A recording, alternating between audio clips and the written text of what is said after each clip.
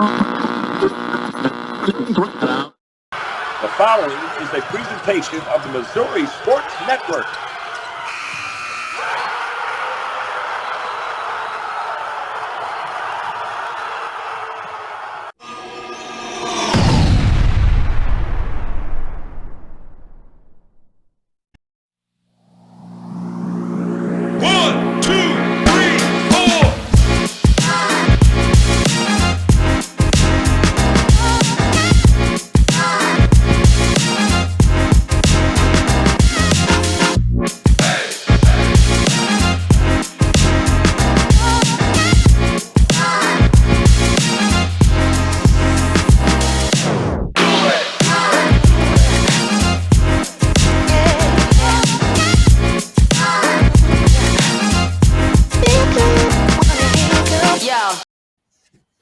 Hello, everyone. It's that time of week. Your favorite trio here. The dynamic duos with me. We got my man Batman and Robin. That's right, Batman. Who would you call Batman of this crew? Who's Robin? You know what I'm gonna do that? I'm gonna let you decide that. I'm gonna let our listeners decide. I'm gonna leave that alone. I'm sitting here with Guy Newcomb, the scoreboard guy, and my favorite coach of all time, my man Darren Archer, also known as DA. Hey, you're here right now on the Missouri Sports Network. Listen to Huddle Up here in the Pizza Ranch studio. Gentlemen, ladies, we have an exciting show for you today. It's that time of month. It's that time of year. We got NCAA basketball, high school basketball. We got women's and men's going crazy across the sports. We got a wild story to a high school basketball game that we're going to tell you about that you won't believe. You couldn't put this in the movies, folks.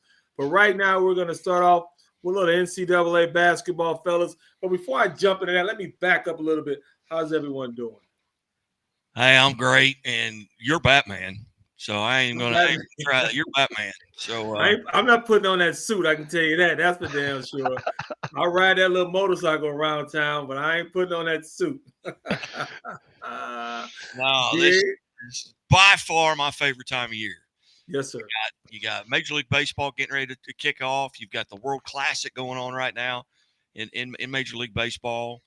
You've got high school basketball state tournaments. You've got the brackets are going to be bracket selection Sunday coming up this weekend. You got everything is going on right now. You got who you going to look at maybe to upset and win a conference tournament that maybe wouldn't have gotten in the tournament.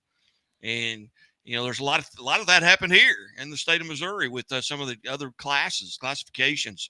So it's warm enough. I can wear shorts outside with a sweatshirt, sit on the porch, and watch somebody else mow my yard. It hasn't even begun to happen yet. DA or Robin, top that one, my friend. Tell me about what you like about this time of year. Oh, I love this time of year. It's a lot more fun now that I'm not coaching when I was coaching, but a lot less stress. But, I was going to go back to the Batman and Robin comment. It doesn't matter to me which one's Batman, who's Robin, but I do know one thing. That makes you the Joker. And there's no denying that one, brother. I'll take it, man. I'll take it. The Heath Ledger version of the Joker, not the Jack Nicholson. I want to be there. You go. Ledger, yes, the Heath Ledger Joker. Gentlemen, our favorite our local coach here ran into a little problem up there in St. Louis again.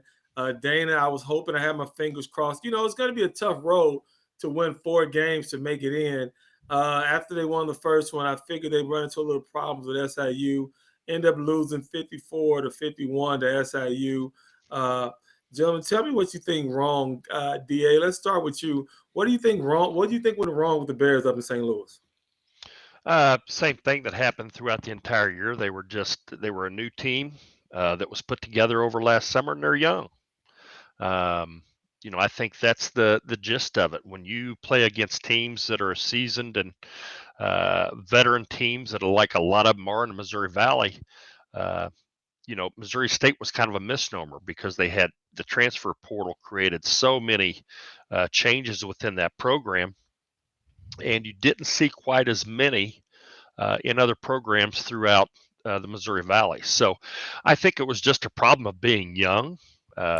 getting into a new system, and you gotta like the direction that the program's headed, especially if all of them stay out of the portal and they all come back and have another year. One thing back when I was coaching college basketball, I had a coach tell me one time, when you talk about JUCO kids, they said, you're only going to have them 1 year because it's going to take at least a year for them to get used to your system and get used to a different style of play. And it same holds true with transfers, with freshmen, with young players. So, you don't have that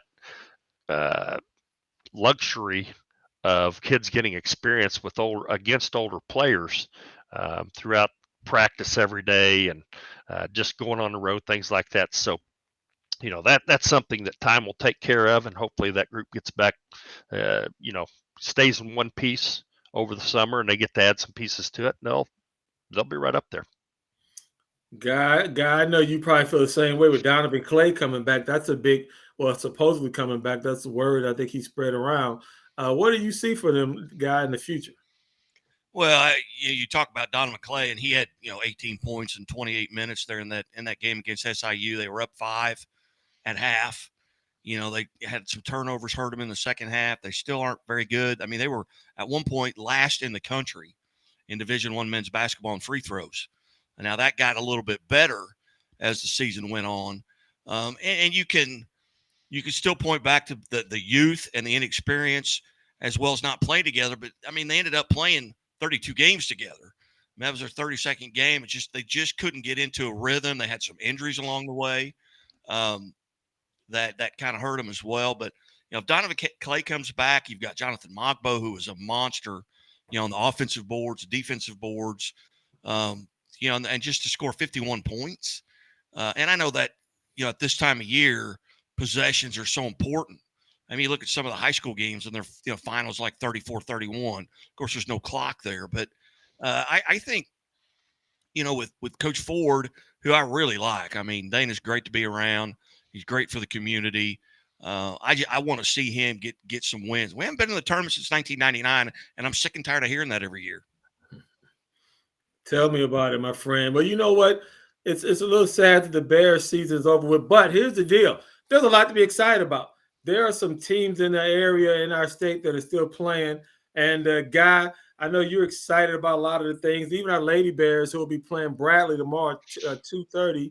We're definitely going to be rooting for them to take home the Missouri Valley title and make their way into the NCAA tournament. But with that being said, Guy, talk to me a little bit about Drury, Evangel, and some of the other schools. And DA, we'll slide it over to you. Let you talk about some of the other schools in the state that are also making tournament runs, and that are, and some that are actually in the tournament and they have a good chance of getting out of there and winning the whole thing. Yeah, Drury, the Lady Panthers, they finish up number 2 in the country. 26-1 on the season. Their only loss is to Ashland, who is number 1 in the country, and that's where they got to go play regionals. So they get the 2 seed in that regional. They draw Lewis, and Lewis is a team that's in the conference. This will be the 4th time that they've played them, and the 3rd time in 13 days that they've played them. Yeah, they played Lewis in the conference championship.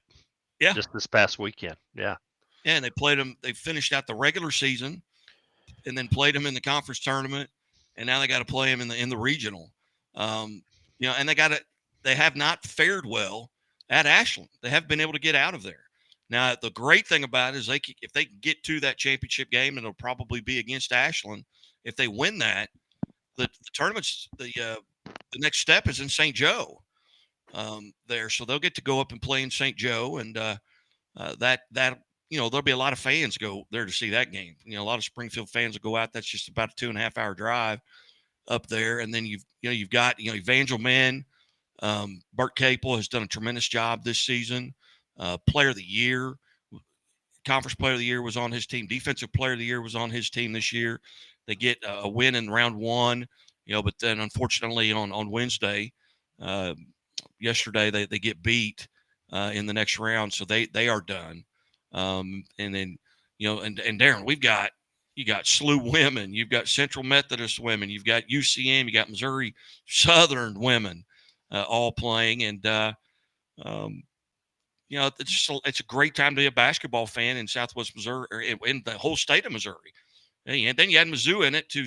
I think they're in on the men's side. They're locked to get in. It's just where they're going to be seated, and that's going to depend on how they do in the SEC tournament. Well, you talk about the Tigers, and I know that's DA's. He's excited about it. He got us on them early in the year, and we kind of jumped on the bandwagon. I got on a little bit late, but I did catch it. DA, tell me about Mizzou. They got the number 4 seed, and what do you think their chances are coming out of there? And what do you think? I think they're locked for the tournament. Where do you think they'll be seeded, and how do you think that'll fare? Yeah, I think they're playing with a little bit of a chip on their shoulder after the SEC men's basketball awards were announced. Demoy Hodge is nowhere to be found on the list, and I think it's kind of a travesty that Dennis Gates is not the conference coach of the year. So I think that was a little bulletin board material for them, and read an article the other day that they talked about playing with a chip on their shoulder. I agree they're in. They won the last 3 games of the season that they needed to win.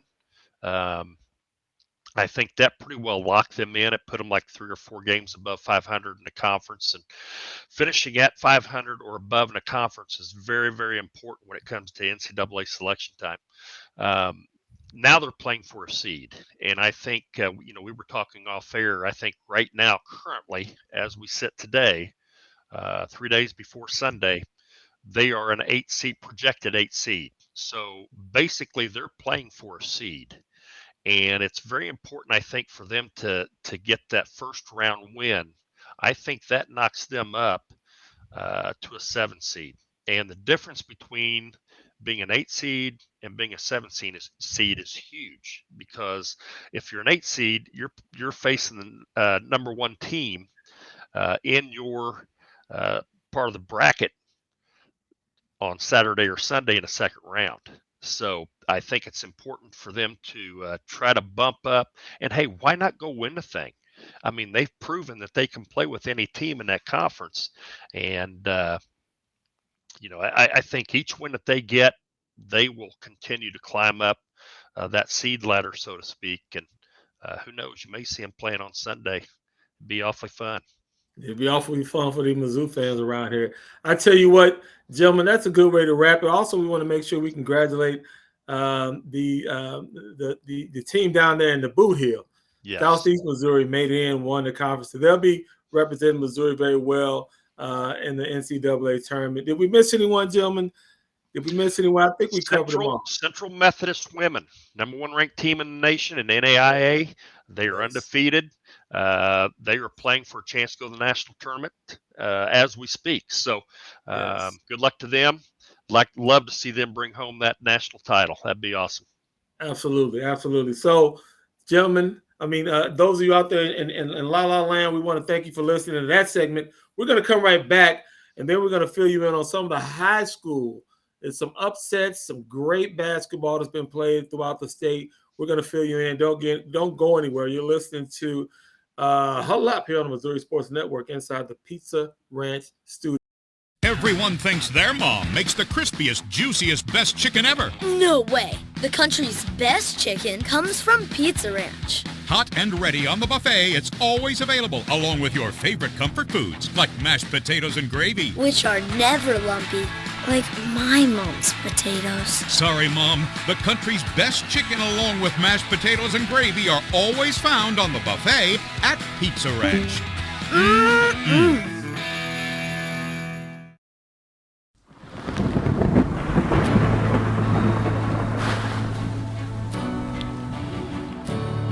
I couldn't ask for a better agent, for a better company in a time like this, in a disaster where you have no idea where to start.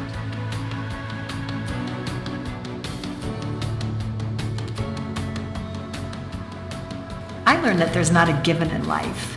It takes a team. There's people that are going to watch out for us and that care. It's been pretty stressful. Once we saw Lori and got our plan, it's a lot better now. It was like a huge weight lifted.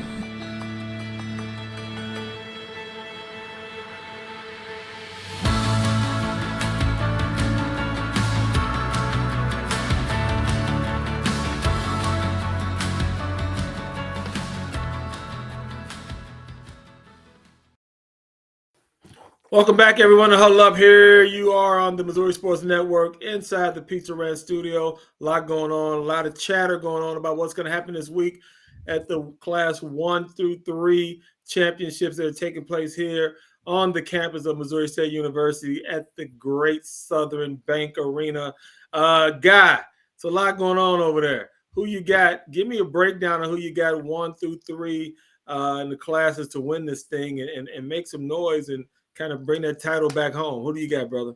Well, I tell you what, we'll start off with Class 1 because Class 1 actually starts on Thursday. There'll be the Class 1 girls and boys semifinals. Those 4 games will start at noon at Great Southern Bank Arena, and they'll run at noon, 2, 4, and 6. The boys play first, but the girls, I mean, you got to take a look at Chadwick. Here kind of in the Springfield area. Chadwick, they beat Delta. Delta was kind of the favorite. They were 1 or 2 all season long. They finished second in the state a year ago. They knocked off Walnut Grove last year in the semis. And Chadwick goes out and they beat them by 2 points, 56-54. And then you've got Jefferson Conception. And this is the weirdest screwball name of a school in the world, but you never know who they are because they're Jefferson Conception, South Nottoway, but their jersey says Platte Valley. It's crazy. And it's a Misha thing, but they've always gone by as Platte Valley, but Misha won't allow that because Platte Valley is not who is their supporting school. But that's who Chadwick plays. And then you got Meadville. Meadville comes into this game. They're 29-0. We had him on last week, Steve Carvajal. He's got a couple of his daughters that play, on the team. He was a local coach in this area, but it was baseball. He coached baseball at Halfway. Now he's up at Meadville, which is I don't know if they can see Iowa, but they can probably smell it from where they're at. But it's that in Class 1, that's kind of where you go to. There is Chadwick, Meadville, maybe meeting up. Class 2, you've got Tipton, who I think is maybe the favorite, but Bishop LeBlond, they beat Miller, who's a good team, in the quarters by 16 points, and that was a Miller team that was really talented. So you've got Tipton and Norwood. They'll play in Class 2 semifinals in New Haven and Bishop LeBlond. All the Class 2s and 3 semis are on Friday. Hey, Guy, Yeah. Don't mean to interrupt you there, but talking about Tipton, they're 29-1. Their only loss came to LeBlond. Okay. So could be part 2 for a state championship. And in Class 3 girls, it's just loaded in Southwest Missouri. These teams could take the same bus, to the game. I mean, you've got Skyline, who's perennially there. And, Kevin Cheek, maybe one of the most underrated coaches in the state of Missouri, boys or girls, what he's done there in 24 years at Skyline. They won 57-48 over South Shelby, but now they got to play Fair Grove, who's in their conference, and they're playing them in the quarterfinal, or I'm sorry, in the semifinals of the Class 3 state tournament. They played twice this year, and they split. Skyline won at Skyline, and Fair Grove beat them in the Warsaw tournament early in the year for that tournament championship.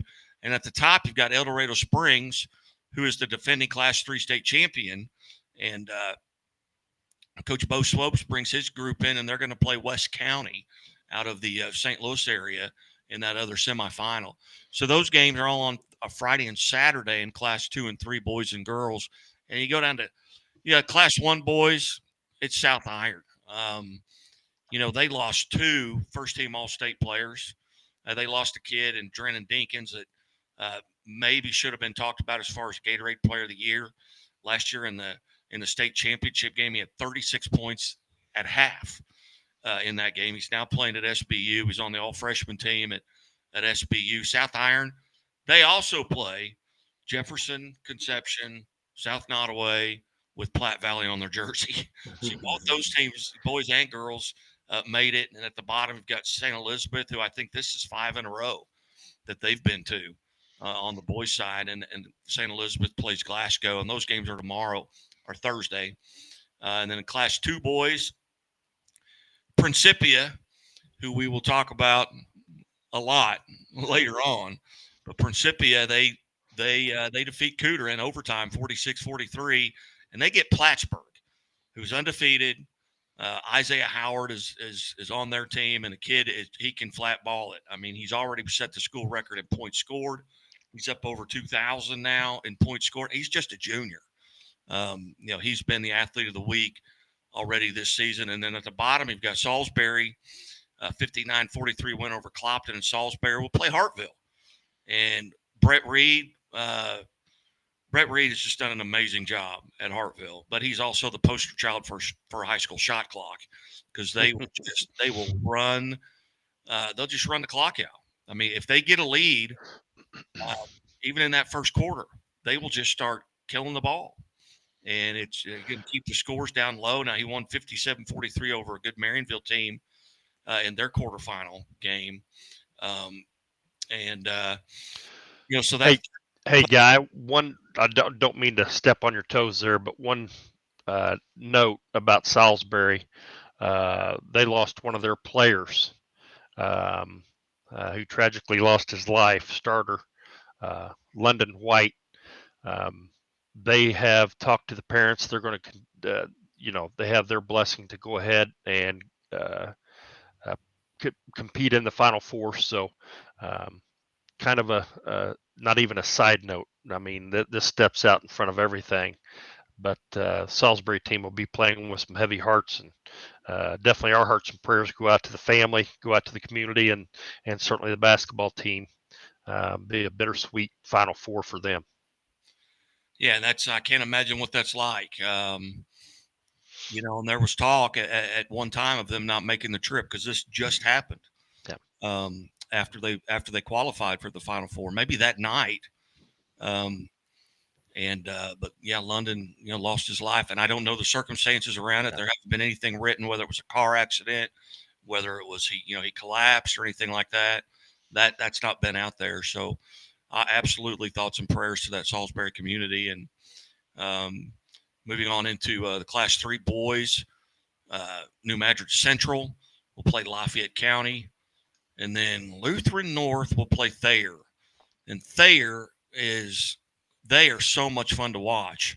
And this is a team that should get, and I'm not being jovial, they should get an invitation to the Tournament of Champions next year, because they're all sophomores and juniors. They are loaded. And I mean, they took Republic, to task in the Bolivar tournament here, and they've beaten Bolivar in that tournament each of the last 2 years to get to the championship. And last year they beat Bolivar in the championship game of the tournament. Matt Pitts does a tremendous job down there. So that, that's kind of everything that's happened, in those classes. You've got quarterfinals going on this weekend, Friday and Saturday, for classes 4, 5, and 6. And Misha has done kind of a different thing where the girls all play on one night. So you'll have a 4, 5, and 6 quarterfinal game on girls on Saturday, but then the boys, they tip off on Friday. So, Bolivar, you're going to be able to see 3 on Friday night, 3 boys games, and on Saturday, 3 girls games with local people there. And then you can go to St. Louis and do the same thing. So it's kind of something new that Misha's kind of kicked around a little bit. I like the fact as a fan that I can just drive over, wherever I want to go, and I get to see 3 games. I get to see Class 4, Class 5, and Class 6 semi or quarterfinal, and that'll determine who goes to state. So, in Class 4, you've got, I don't think anybody beats Vashon in Class 4 boys, and I don't know how in the heck they're Class 4, but they are Class 4 on the boys side, and they are loaded. Class 5, I don't really know. I hesitate to pick a winner there or someone there, but on the girls' side, I mean, Carl Junction, I don't think anybody beats them, and they're going to run into West Plains like they do every year in the quarterfinal, and that's always a lot of fun. West Plains won it last year, and then won the state championship. So there's a lot of things coming up in high school basketball, and it's going to be a lot of fun. It kicks off on Thursday with Class 1 semifinals. Well, Guy might have just covered everything right there, DA. I don't know. I mean, he just pretty much he's such a wealth of knowledge there. He probably talked about just about everything. But there were a couple good games here locally that had my interest, which was the Hillcrest Parkview game, Guy and DAN, with Hillcrest coming out on top, and also the Kickapoo Nixa game with the Shorter brothers playing DA. And you know a little bit about that history of those gentlemen and their family history about it. So you weren't that surprised to see them put on that type of performance, huh, Dad? No, not really. And Guy can speak on this as well, but just a little family history. Brad and Chris Shorter, dad and uncle to the Shorter brothers that play for Kickapoo, both played at Lockwood under the great tutelage of Dennis Cornish, who is a classic. He's one of the best guys that I've met in the coaching realm. Great, super nice guy, and was a heck of a coach. But we were talking off air a little bit earlier that back when Scott County Central was making their back-to-back state championships, Lockwood put a kink in that back-to-back for about 10 straight by beating Scott County Central in the state championship games. So they come from good genes, and Uncle Brad is coaching at Carl Junction, and like Guy alluded to, stand a very good chance to get to the Final Four and even possibly winning it. Well, congratulations to Kickapoo. Congratulations to Hillcrest, some of our local teams, and we'll be looking forward to see how far they can take it and take their teams this when the big schools come to play next week. Gentlemen, high school sports has been very busy. And Guy, we had talked about a crazy scenario, DA, all of us did, that happened in the Principia versus Cooter game, Guy. And for our listeners that weren't able to hear about it or read about it, Guy, give us the short version on what happened in the Principia versus Cooter game. Well, it's been much talked about all over the internet, all over Facebook, all over. I got a call from a state senator today that wants to see if we can provide him and another state senator a platform to discuss it. But what happened? They're playing in Farmington in their quarterfinal game, and early in the second quarter, Cooter hits a couple of free throws, and it goes up on the scoreboard. As you're watching it, you see it goes up. There's 3 or 4 trips back and forth down the floor, and all of a sudden those points come off of the scoreboard. Well, the coach sees it, and he protested it immediately. However, the official book at the table had the score right according to the clock, a scoreboard. So then what they do is they go to both benches and they compare their scorebooks. Well, Principia's scorebook had the same amount of points as what the official score had. Cooter was off, but so they couldn't change it. They had to go with what the official scorebook said. So the game goes on, and it goes to overtime, and Cooter loses by 3 to Principia, and just from that point, it just blew up. Coach is sending out, the game video, the game footage. Here's how the points were, and it, by all accounts, and they've got video proof. I mean, this is the Zapruder film, so to speak. That the scoreboard was incorrect and the official score was incorrect. Then you get coaches that were at the game that were sitting in the bleachers right behind the scores table and were commenting on how many mistakes were made all throughout the evening. Then you get video where the young lady keeping the book is talking on the phone while the game's going on and not really paying attention. Wow. So then another kind of disturbing part of this is that this was a Misha TV game. So Misha has the rights to that. It was not Misha personnel doing the game, but it was personnel.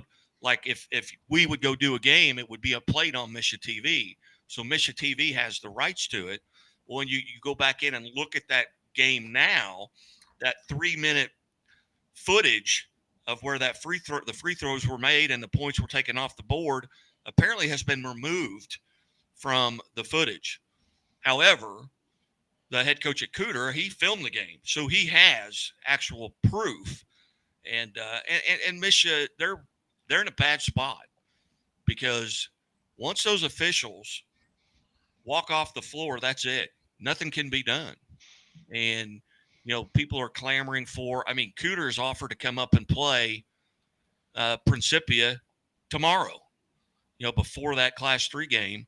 And they've offered to come up and play them. And if they win, they want to go and represent, Southeast Missouri in the Final Four. But obviously, Michigan's not going to be able to do that. No, they can't do that. So and let's make it clear here, just for clarification, that the Missouri Sports Network or Huddle Up is in no way saying that Misha purposely edited the film to make it look a certain way. We don't know what happened to the film. It's just seemingly those that saw that film says that it has been edited. We haven't had any Misha officials come on and speak otherwise. So we're just basically giving our audience what we've heard and some of the things in which we might have been privy to, but we are in no way saying that anything shady or anything unethical happened.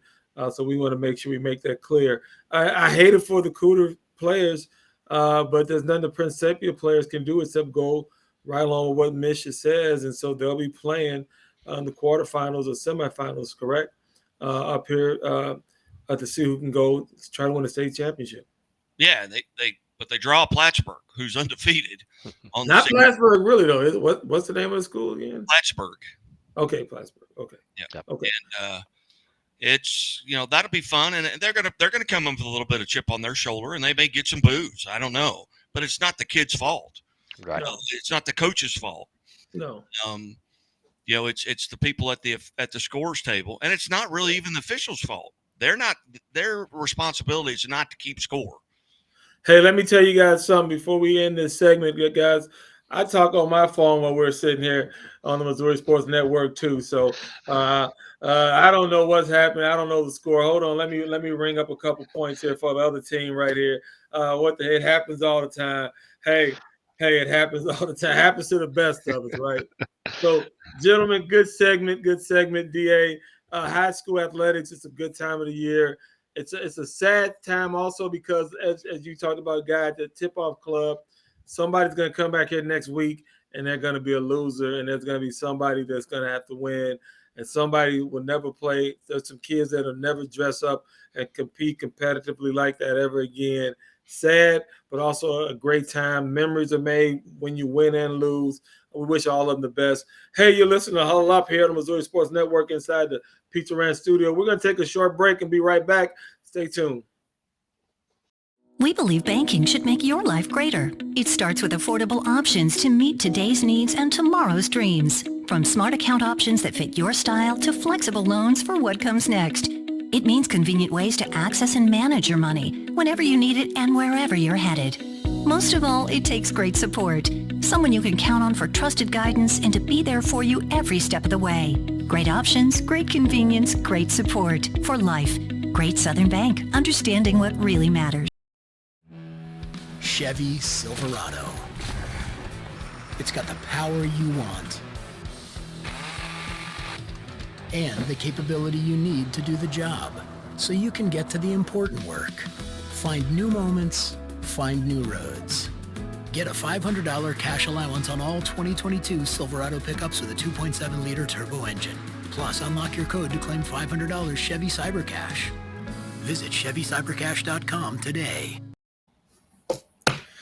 Welcome back, everyone. You're listening to Huddle Up here on the Missouri Sports Network inside the Pizza Ranch studio. That's right. It's that time of year again.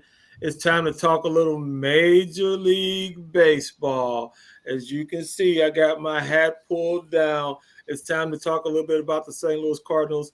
We're gonna kind of maybe not go too deep into the Kansas City Royals, but if you want to, hey, send me an email or something. I'll go deeper next time. We won't talk about the scrubs. The Cubs. We won't do that this segment either. We're just gonna keep this about the hometown team, the St. Louis Cardinals, and try to talk about some of the players they have that's going to make a difference in this upcoming season. Here's what I do know. 22. That's how many days are left before opening day when the St. Louis Cardinals have one of the best opening day traditions with the Clydesdales and all the red Cardinal Hall of Famers, Red Jackets that'll be in the building 22 days until they take on Toronto Blue Jays up in St. Louis for opening day. Guy, tell me, what do you think's going to happen this year? Are you predicting a title, a Central Division title? Jordan Walker, does he make the opening day roster? Do we have enough? Do we have enough arms? Tell me, what do you foresee? What do you foresee the Cardinals looking like this year?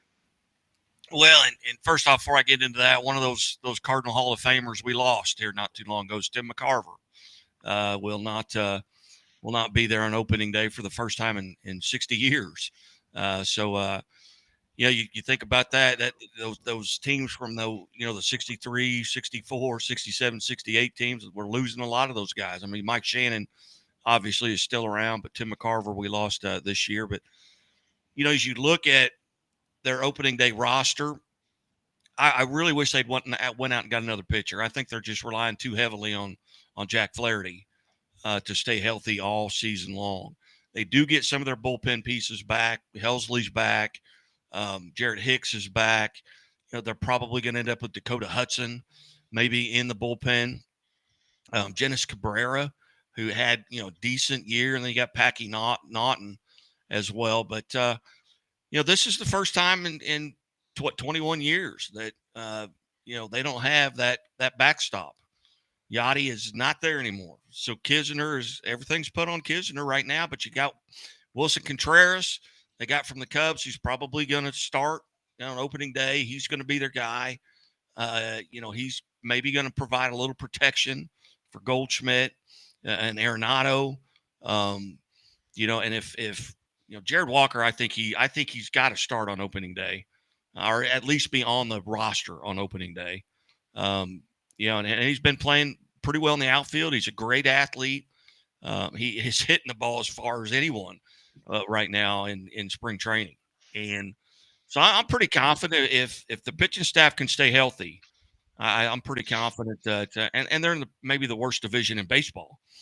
So they've got an opportunity there where I think they make the postseason. No doubt in my mind they make the postseason, but I don't know if they've got enough with what the Mets have done and what the Dodgers and what San Diego's done. I mean, the National League is just loaded. And I have nothing to say about the Royals except Aroldis Chapman is on the DL because he slipped and fell in his house and broke a tooth, and he is on the DL, and that's just Royals news. That's the story. He's sticking with it. DA, we're gonna give you. I'm gonna put the shot clock on you, DA. You got 24 seconds to talk about the Cubs. Go. They're young. They got some very important pieces off the in the off season. I think there's still a huge question mark around how the new pieces and the young kids will mesh and blend. But I really think that they could stand a chance at the wild card. They're not going to win the division. I think that's Cardinals. So thank you. I appreciate you. I appreciate you being honest. And you got the shot off on time. It did hit the rim. So you got the offensive rebound. If you got 24 more seconds in you, you can go. Hey, I've never ran that shot clock down, baby. I promise you that. If it feels like leather, let her fly. Gentlemen, I tell you what, thank you for adding your input on the Cardinals and the Cubs and Major League Baseball. It's a great time of year. You kind of have that lull after the Super Bowl. You kind of rev up for baseball. Then you got the March Madness coming, and then you got the NBA playoffs that are going to be coming. There's some storylines we'll hit on in a couple of weeks about that, and then we'll know who's going to win these championships in high school sports, and we'll know how some of our local collegiate athletes fare too in their respective tournaments. But gentlemen, let's end this off with a couple of things here. We're going to get into the what you're thinking segment, and I'll cap it off. I just wanted to say this. I don't know what Ja Morant was thinking.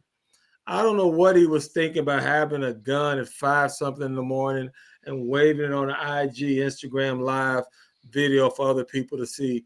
Hey, if I got 200 million somewhere, I'm somewhere laid up and living my best life. But at 23, I understand you want to be out, but why are you waving a gun like you're some type of individual that needs to be in that type of environment when you're a professional athlete. I don't know what he was thinking. DA, we're going to circle your way because I know Guy has some special news about a special individual he wants to close the show out with. DA, what you got? What you thinking? Yeah, here's what I'm thinking. The next 2 weeks for high school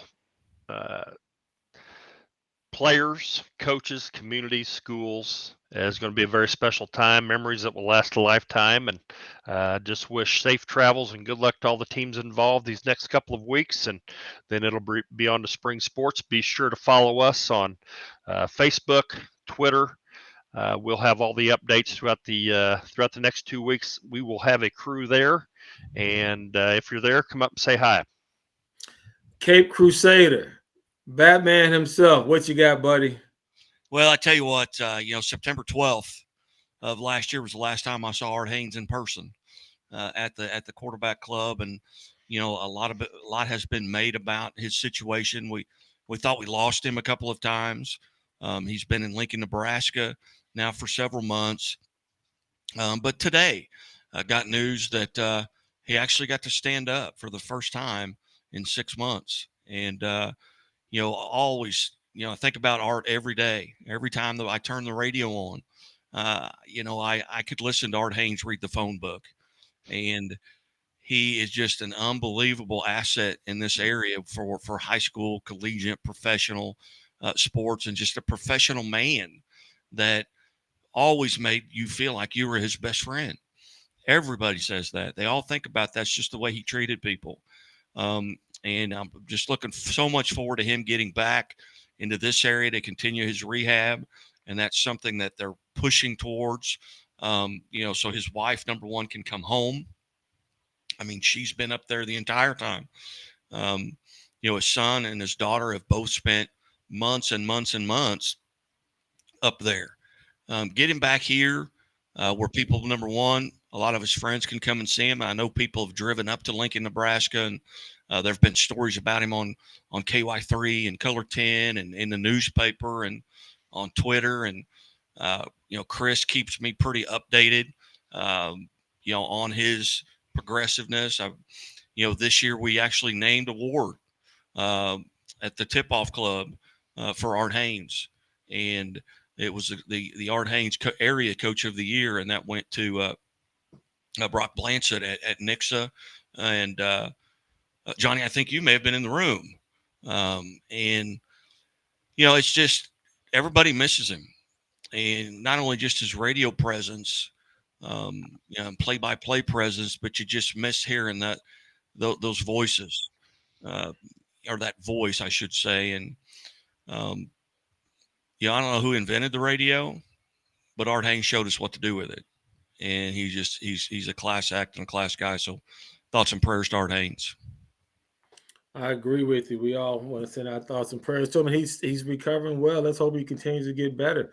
And let's hope for something that happens, and maybe he'll be back on the air again one day. Who knows? But his health and his life is more important than anything right now. Hey, gentlemen, I want to thank you all for being a part of this show today. For those out there in listening land, thank you.